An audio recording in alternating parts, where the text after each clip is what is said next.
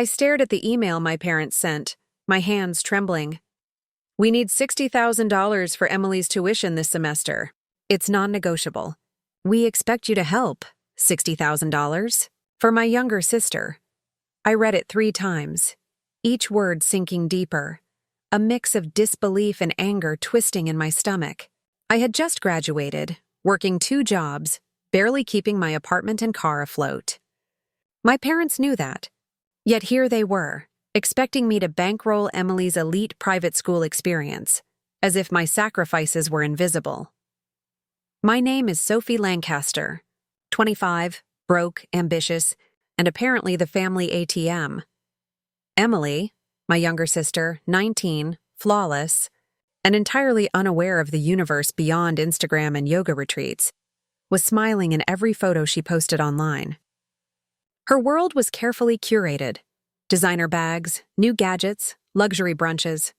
I had always noticed how my parents favored her. Every compliment, every opportunity, every ounce of encouragement seemed reserved for Emily.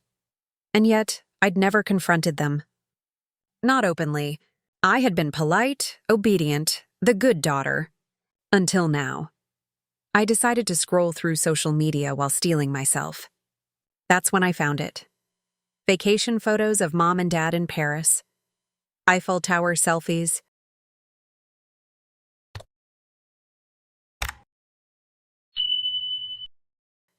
Croissant breakfasts, gondola rides in Venice, all perfectly filtered, all posted during the same weeks they'd texted me about Emily's tuition. A chill ran down my spine. The email had demanded $60K, a sum I didn't have, and yet they had spent thousands on themselves without hesitation. Each photo felt like a slap. My parents smiling in a hotel suite I couldn't dream of affording, while I had been scrimping and struggling. I closed the laptop and sat back, the betrayal settling in my chest like a stone. It wasn't just the money. It was the deception, the manipulation, the years of favoritism that had built a fragile house of lies. My sacrifices had been invisible. Emily's every whim had been indulged. And now, I was expected to fund the life my parents were already living without concern.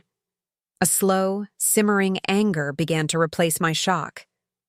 I knew I had to do something, not just for the money, but for the principle. And yet there was a subtle unease gnawing at me. I realized that mom and dad had always underestimated me. They thought their control over the family, their ability to manipulate and charm, was absolute. They didn't know I had begun paying attention. They didn't know I had started keeping track. They thought I would stay obedient forever. They were wrong, and one day, they would learn that the daughter they had overlooked had been quietly planning her own reckoning all along. At first, I tried to convince myself it was a fluke. Maybe my parents were just careless with timing, a miscommunication, nothing more. But as the days passed, the first cracks in their facade began to show. It started with phone calls. Mom would call me at odd hours, checking in about Emily's classes, her scholarships, her extracurriculars. Every call carried a subtle undertone. Your role is to provide, your opinion is secondary. When I asked questions about family finances, she'd brush me off with a laugh. Oh, Sophie, don't worry your pretty little head. Emily's future is our priority. That word, priority, struck me repeatedly. Me? Apparently, I had no priority. Then came the little lies. My father told me they were tightening the budget this year, cutting back for everyone, and I adjusted my own savings to contribute to Emily's tuition. A week later, I scrolled through Instagram and saw them sipping champagne on a terrace in Nice. My father had spent $5,000 in a single weekend while expecting me to scrape together 6 figures for Emily. Began noticing patterns I'd ignored for years. Birthday gifts for Emily were always extravagant, always the right thing. Mine were practical, sometimes late, sometimes recycled. Mom commented endlessly on Emily's achievements online but barely acknowledged mine. Every family dinner, every group photo, every conversation seemed designed to elevate Emily while keeping me compliant. The emotional strain began to eat at me. I felt trapped, torn between the role I had been taught to play and the outrage simmering inside. Daniel noticed my mood shift. Are your parents really this unfair? He asked gently one evening. It's not just unfair, I admitted. It's deliberate. They've been setting Emily up to always be first, while I'm expected to cover the cost of her lifestyle. I realized that this wasn't about tuition. It was about control. Mom and Dad had a system. Emily thrived publicly, adored by everyone, while I carried the financial and emotional weight silently. They didn't just want me to help pay, they wanted me to feel grateful for the privilege of being taken advantage of. And yet, something curious happened. With every suspicious call, every posted vacation photo, every subtle manipulation, my anger grew sharper, more focused. I began to notice details I'd never recorded before. Mom's hushed conversations with Emily, Dad's texts about budgeting that didn't include Emily's expenses, even Emily's casual remarks about expecting support from me. For the first time, I wasn't just hurt. I was awake. Something was coming. I didn't yet know exactly what, but I could feel it. A reckoning forming quietly, like a storm gathering on the horizon. And I knew deep down, my parents had no idea I had started paying attention. It wasn't until I accidentally stumbled onto their shared cloud folder that the full betrayal hit me like a hammer. I had gone searching for Emily's scholarship documents, hoping, naively, that maybe she had some aid I could help match, when I saw a folder labeled Family Finances, Private. My curiosity overpowered caution. Inside were spreadsheets, scanned receipts, and bank statements that left me reeling. Every tuition payment for Emily was accounted for. But so were lavish trips, luxury dinners, and expensive gifts for her, all funded without touching Mom and Dad's declared budget issues. And then I saw the worst part. The tuition payment request wasn't just an ask. It was a calculated move. Mom and Dad had already spent tens of thousands on themselves over the past year. Trips to France, a new European car for themselves, exclusive dinners. While framing Emily's tuition as a financial emergency I alone had to solve. They hadn't needed my money. They had wanted it. The spreadsheet even had my name on it, highlighted, with notes like, Sophie can cover most. We'll negotiate if needed. A plan they had orchestrated months in advance. They had been manipulating me, banking on my obedience, expecting me to fund Emily's lifestyle while I lived paycheck to paycheck. I felt my chest tighten. My hands shook. My stomach dropped. Every memory of my childhood, every favor I had done, every sacrifice I had made for the family now felt tainted. I had been a pawn. Emily's messages in the folder made my blood boil. Casual, innocent-looking texts like, "Don't worry, Sophie will cover it. I'm set," flashed across the screen. She wasn't naive. She was complicit, smiling all the way through. And my parents? Coldly methodical. I sank into the couch, feeling both heartbreak and rage pulse in tandem. My own mother, the woman who had birthed me, had turned my compassion into her personal ATM. My sister, the one I had protected, taught and supported, had accepted it, never once thinking of fairness. I wanted to scream, to demand answers, to make them feel, even for a moment, the humiliation and betrayal that had hollowed me out. But I stopped myself. Hurried actions, fueled only by anger, would ruin the one advantage I still had: clarity. Instead, I closed the laptop and sat in silence, letting the reality sink in. My parents had believed me predictable. Emily had believed me blind. They thought they had already won, and that was when I realized something important. I hadn't lost. I had been given everything I needed to strike back: proof, awareness, and the knowledge that their control over me had always been an illusion. They had underestimated me, and when I acted, I would make sure they never underestimated me again. For days, I walked around my apartment in a daze, the betrayal replaying over and over in my mind. Every Paris selfie, every Venice gondola shot, every casual text from Emily gloating about my expected payment, it all felt like a knife twisting in my chest. I had always trusted my parents, had always believed in family loyalty. Now that trust lay shattered at my feet, but grief and anger alone wouldn't change anything. Sitting there, staring at my laptop filled with proof, I realized something critical. They only had power because I gave it to them. Every dollar I had planned to send, every excuse I had made for their favoritism, every silent moment of compliance had been permission. And I had given it willingly, out of love, not anymore. That night, I made a decision. I wouldn't just react, I would reclaim. I wouldn't let their manipulation define me or my life. This wasn't about revenge in the petty sense. It was about justice, about taking back what they tried to steal from me. My dignity, my voice, my boundaries. I started small. I organized every piece of evidence into folders: emails, texts, bank statements, receipts. Each file became a weapon of truth. I wrote notes connecting their deception over the years, documenting the subtle favoritism and emotional manipulation that had kept me compliant. My heartbreak transformed into a meticulous plan, one that required patience and precision. Then came the trigger moment, the one that crystallized my resolve. I was scrolling through Emily's social media when I noticed her newest post. Her standing next to the whiteboard my parents had bought for her study corner, captioned, "Thanks to Sophie for helping me chase my dreams." Something inside me snapped. The casual arrogance, the assumption of entitlement, the audacity to credit me as if I were complicit.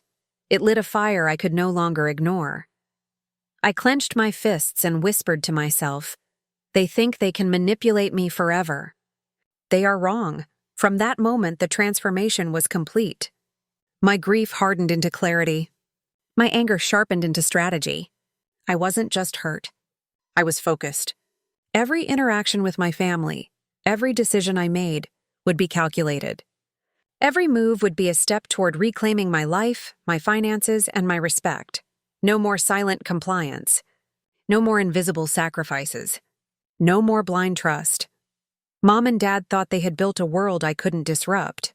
Emily thought she could coast on my obedience. They didn't know I had started paying attention, and they had no idea what was coming. Revenge, I decided, wouldn't be loud or messy. It would be methodical. Paperwork and patience instead of drama and shouting. I turned my heartbreak into a checklist and started working like someone building a case against people who assumed their lies were invisible. Step 1. Secure the files.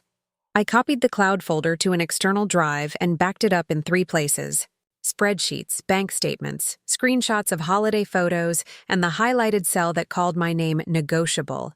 Everything. I printed the most damning pages and placed them in a folder labeled simply evidence. Having it physically changed something in me. It was real now, not just a simmering suspicion. Step 2. Trace the money. Using small favors I'd done for a local accountant, one logo project I'd bartered for coffee, I got help following transfers. It was subtle work, matching dates from the spreadsheets to card receipts, spotting the weekend charges in Nice, the hotel reservations, and the restaurant tabs. The pattern screamed the truth. Their vacations and indulgences were real, and Emily's emergency had been manufactured. Step 3. Collect corroboration. I messaged relatives and a few long-trusted family friends, careful with my tone. I didn't beg or accuse. I asked if anyone remembered odd conversations or unusual gifts. 2 relatives replied with memories of Mom managing registry gifts, and a neighbor confirmed seeing Emily drive the expensive car that supposedly belonged to our in-laws. I saved their messages and convinced one to write a short, dated note, a small but solid witness. Step 4. Set the bait. If they thought I'd stay meek, I wanted to watch them slip up. I wrote a polite message to my parents, practical and grateful sounding, asking for scanned receipts of tuition payments so I could get my records straight.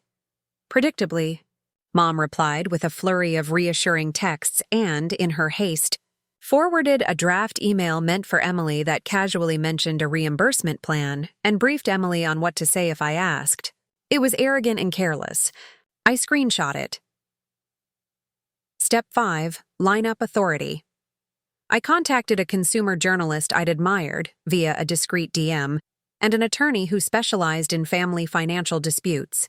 Both agreed to review the packet if I could assemble a clean timeline and auditable proof.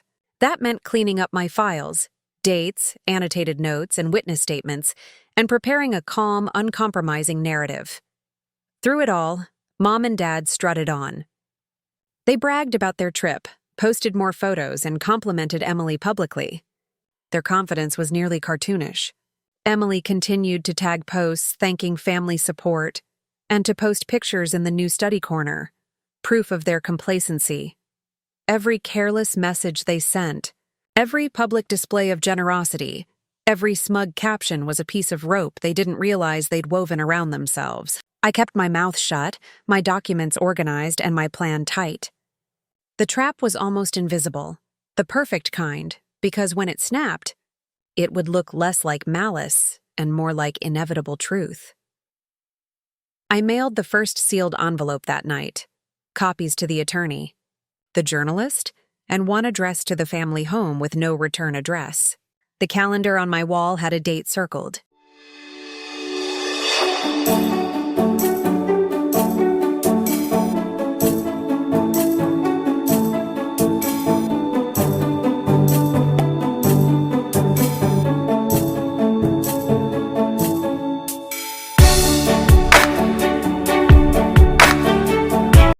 I exhaled. The next move would be public, precise, and unavoidable.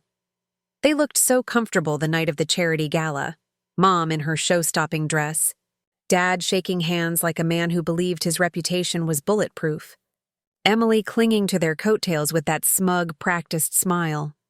They'd chosen that night for a reason, a crowd of family friends, neighbors, and a few local reporters who always hung on their every word. Vanity was their favorite spotlight. Perfect. I arrived late, like a quiet punctuation mark. Daniel squeezed my hand. I nodded and smiled the smile I'd learned to wear when necessary. The journalist I'd contacted sat 2 tables over, and the attorney sat by the buffet, cool and unreadable. Everything felt eerily ordinary. The orchestra playing, crystal chiming, the soft warmth of candlelight. I almost regretted how normal it all looked. Almost. Halfway through dessert, I stood. It was a small thing, a woman excusing herself, but the hum in the room dropped like a reel rewinding.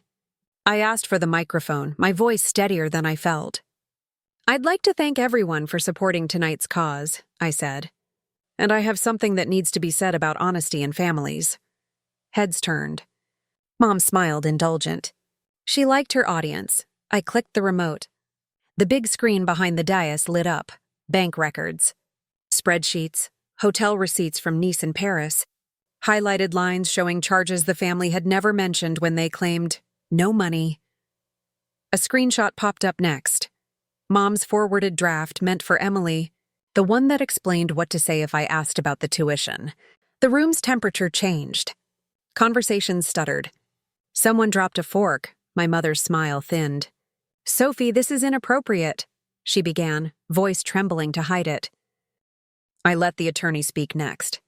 Calm, precise, he explained fraud in plain language, forged requests, misallocated registry gifts, and a pattern of behavior that wasn't generosity. It was calculation.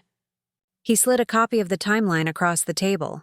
A few people began reading aloud, disbelief turning into murmured outrage. The journalist, fingers flying, silently typed notes. Cameras tilted. The gala's glow felt suddenly cold. Emily stood up, cheeks flushed. "You don't understand," she started, then faltered as screenshots of her own texts scrolled by. "Don't worry, Sophie will handle it," and receipts showing her driving the new car the week before. The smugness dissolved into something raw and exposed. People whispered. A few guests publicly excused themselves.